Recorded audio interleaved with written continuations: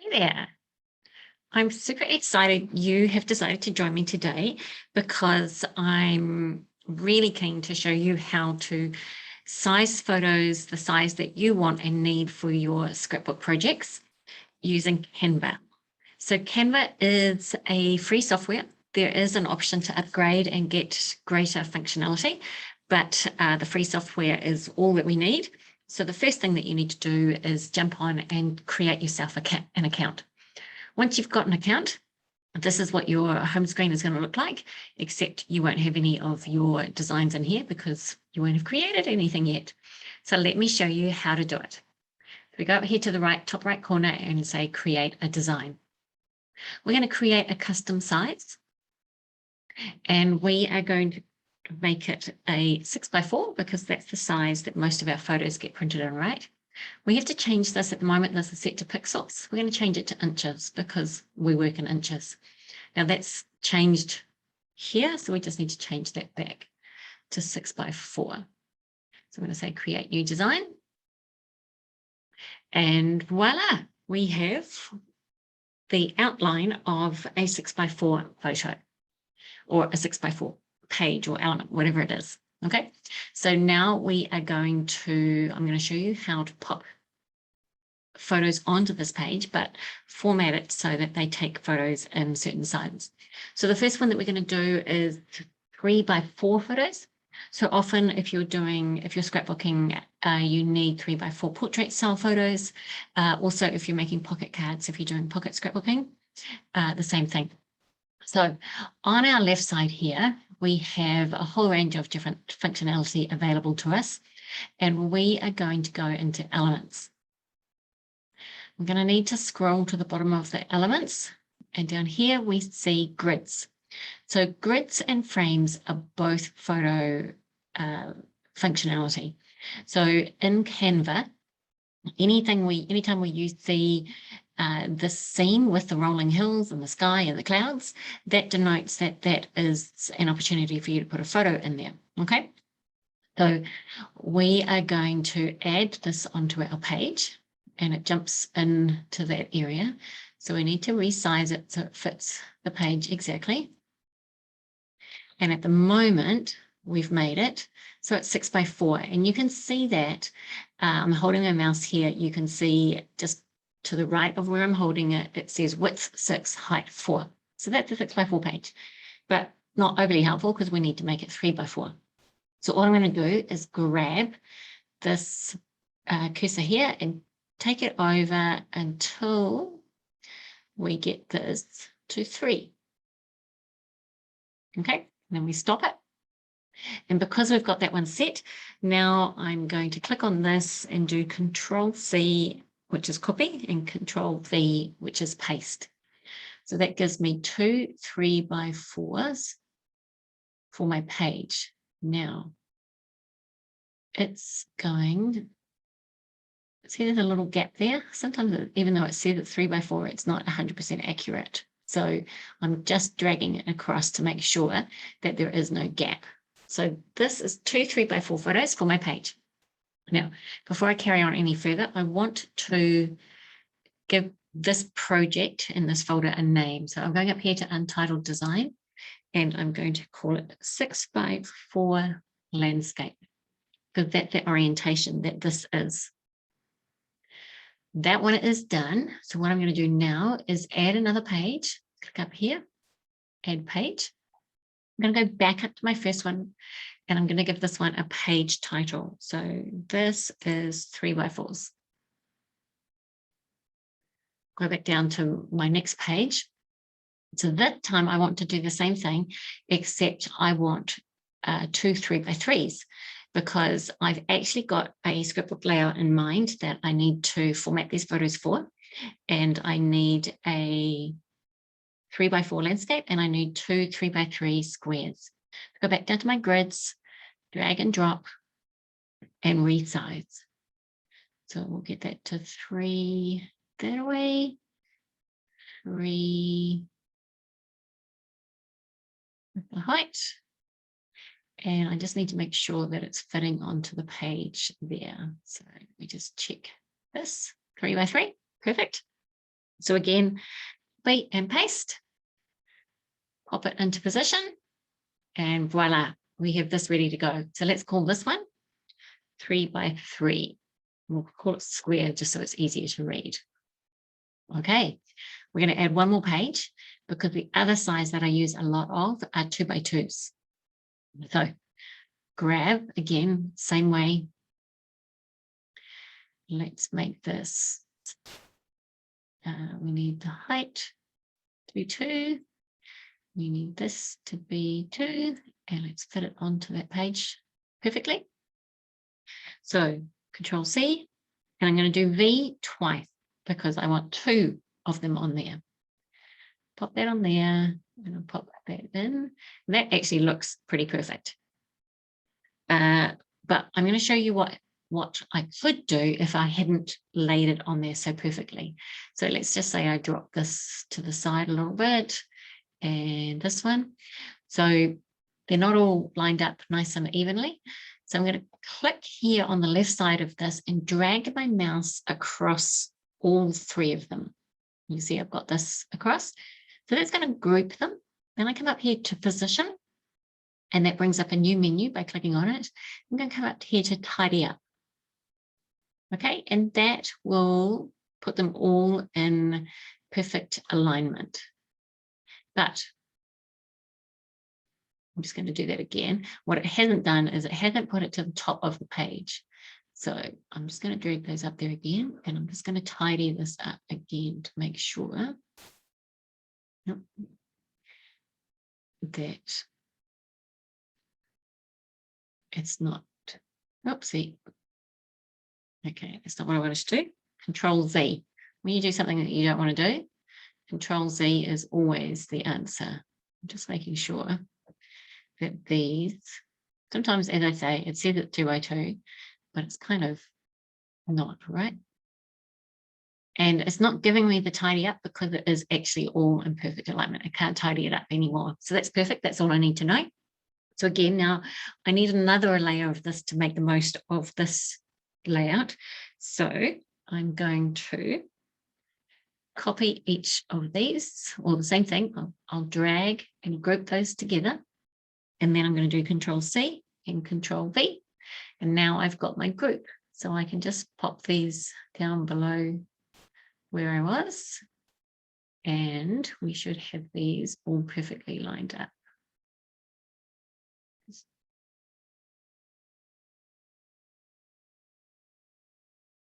Set up again.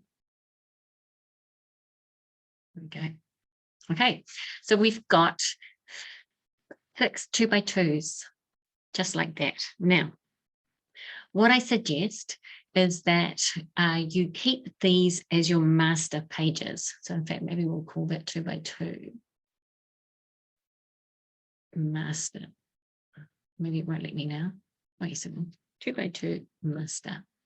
So I'm going to redo that with the others. 3 by 3 master and 3 by 4's master. So the reason I'm recommending that is so you don't have to go in and recreate this each time.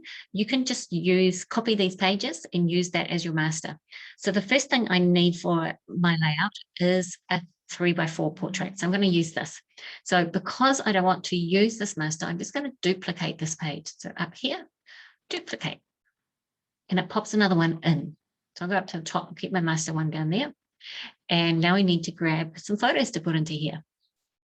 So we do that. The Photos tab here is for photos that are on Canva. So these are not your personal photos. So don't go to the Photos tab. You actually need to upload your photos. And because I already tried to do this, I have photos sitting in here from my first attempt at this video. So, and those are the ones that I need, but I'm just going to show you how to bring a photo in. I'll just grab something else from my photos. So these are some photos that I was just taking earlier today. I did some baking. So I'll just bring my gingerbread men in. Okay, but these are the ones that I actually want to use. So the 3 by 4 photo that I want is this one here. So I'm just going to drag and drop it into that area. Now I could use this just as it is. Because this is the same proportion as my 4x6. It fits in there perfectly. But when I look at this photo, it's like this lady here, I'd really quite like to get her out of it. So to do that, I click up here to crop, and then I drag from my area. And you see that she's now into the grayed off area. And because I've extended this and cropped the photo, I can move it within the frame a little bit more now. So I've got some flexibility with how this goes. So I'm going to pop it there. And when I'm done, I click done. Okay, so that one's looking pretty good. Now, I don't need another 3x4 photo for this page, but so if I was going to print this as a photo, it would print exactly like this. So I may as well add another photo in there because you never know, I could use it on something else. So I may as well just grab my gingerbread and I'll pop them onto there. Okay, so our next page that I want to do, so here's our master. So this one I might want to rename, and I'll just call this 3x4s, and I'm going to call it number 1. So I'm going to leave my master there. Now I need a couple of 3x3s. So I'm going to grab these images and bring them in. Now you can see here, this image is actually a portrait image, and I'm fitting a portrait into a square, a rectangle into a square, essentially. So there is going to be some cropping done automatically just by putting this in here. And to show you the best way, if I click up here to crop, you can see that this part of the photo has been cut off and this part of the photo has been cut off. But you cannot fit a rectangle photo into a square hole, okay? So there has to be, so I can move this. I'm not cropping it at all. This is the same size as the photo, but I'm just moving it up and down to get what I want in there. So what I want in my frame, I'm going to decide, I'm going to move this up and down, and I actually want that bandana and this table piece. So when I'm happy with that, I click done. And I've got this gorgeous cup that I want in this photo. Now with this guy, I actually want these flowers in here as well. So I'm going to click crop again and extend this out. I'm going to zoom that up a little bit and move that down into that area because I've got those flowers there. So we click done. And I'm pretty happy with that. So actually I forgot, did I forget to do the master? I did forget to duplicate that, didn't I? So what I'm going to do now is actually, because I forgot to duplicate it, I'm going to duplicate it now. So I can work with this with my next lot of photos. So let's just say I want to bring the gingerbread in. So it can be my master and it doesn't have to have the empty space, but sometimes it's easier just to know that it's empty. So that's up to you, or has that photo well image. So I click to attach image. That takes that out, and same thing here. So I could take that out and go back to having that as my master, okay? And I've got my other one here. So I'll just rename this one. And I'm going to call this square number 1. Okay, we will duplicate this page. Oh, I've already done that one. It's the little ones I need. Duplicate this page. And so sometimes you need 2x2s, and sometimes you might not know that you need 2x2s, but they can be a really good way of highlighting a little something in your photo. And so I'm going to use those same photos as an example. And let's start with this beautiful teacup again. So in this photo, say I want to highlight, I really want to bring the emphasis into the top part of this cup. So I click on the photo, I click crop, and I'm going to drag and drop this, make this really big, and then I drag and move this back into my square. So you'll see the area that is not transparent, the area that is clear is my actual photo, okay? I'm going to pop that like that, and click done, and just check on that. Now, when I look at that, it actually looks a little bit weird. I think I've lost the fact that you can't see the full cup. So I'm going to crop it again and just make it not quite as big. So I want to see the edges of that cup there. Let's try that. Yep, I'm much happy with it. I'm going to grab the same photo and I'm going to show you this time in this photo, what I want to do is I want to get those flowers in there. So again, I'm just extending this really big, and then I'm going to drag and drop that image across and I've got the top of the rim of the cup and that beautiful part that I wanted to highlight before, but I've got the flowers as the focus. So, obviously those photos are blurred, the flowers are blurred because that's how they were in the photo, but I still quite like that look. It could be a nice look on my page. Let's have a play now with this one. So with this one, say I want to focus on this beautiful little, I keep losing the word. I was going to say bandana, but that's not the right word. Bunting. There we go. That's a B word. So I wanted to focus on the bunting and the top part of that. And it's lovely with the trees and then, you know, suburbia or commercial buildings in the background, the juxtaposition. So that's that one. Let's try again and let's focus on something else with this. It's a crop. And you can drag any of these four corners to make this larger. Just make sure crop is highlighted. So on this one, let's bring the focus into this side of the table. So I just want this part here. So they really see this table setting. And let's do that again with another look. And I'm not saying that you would use all this, but I'm just showing you this so you can see. I forgot to click. Here you go. So I didn't click crop before I did this. So what I have done is I have actually I've changed that photo and it's gone over the top of my other photos and things.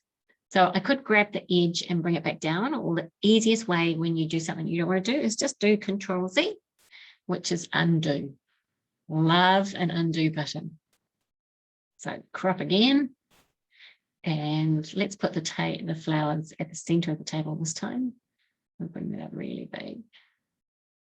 Actually, let's put them at the bottom with that little thing there. Okay. And just for something different, I'm going to bring my gingerbread men into this one, and I'm going to see if I can highlight one of my gingerbread men.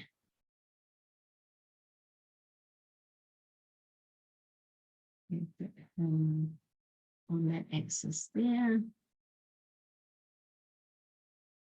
There we go. How cute is that? Okay, so we have our pages, our photos all done, ready to print. So what do we do now? What we have to do now is download them. So we click up here to download. We're wanting to print these as photos. So we click, I change the format, the file type to JPEG. So your JPEG is your standard photo size. That will automatically default to doing all of the pages, and there's 7 pages in this project, but we only want the ones with our photos on.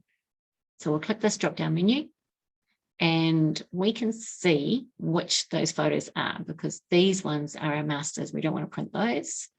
We're just going to click onto the ones that we've got and click done. Now we click download. And we can see it's a JPEG of our project 6x4 landscape. That's over here. So we open that up and it is a zip file. So what that means, this is what often happens with graphics files or larger files, etc. It's zipped. It's a way of compressing it to send it to you. So we need to extract those files to make them usable and open to view, etc. So we click extract, and to make it easier, what I do with my photos is I will download them to a folder called to print. That way I know everything that I want to print is ready to go each time. So that's not what this folder is called. So I'm going to click browse and I put my folder in my downloads. I don't have one there because I took it away so that you could see this. So I have to create a new folder. So just up here, new folder, and we'll call this to print. We have to select that, we have to select it again. Now it's going into the to print directory. So then we say we want to extract it. So we extract it into there, and now we have our photos ready to send to the printer in the formatted sizes that we want. How cool is that? See how easy it is? That's all there is to it. So next time when you open up your Canva, you will have this project sitting there on your home screen and you can start again with it and just drag and drop your photos, and you just keep duplicating the pages and adding your photos in. I do recommend when you're done with them that you get rid of them. So now that I've got this all ready to go, I will go up here and I will delete the page, because otherwise your document is just going to become filled with all of these pages. But make sure that you keep your masters there. So how was that? I hope you learned something. I hope you find that really easy and valuable, and you'll be able to create custom sizes for your photos from now on. Thanks for tuning in. Bye.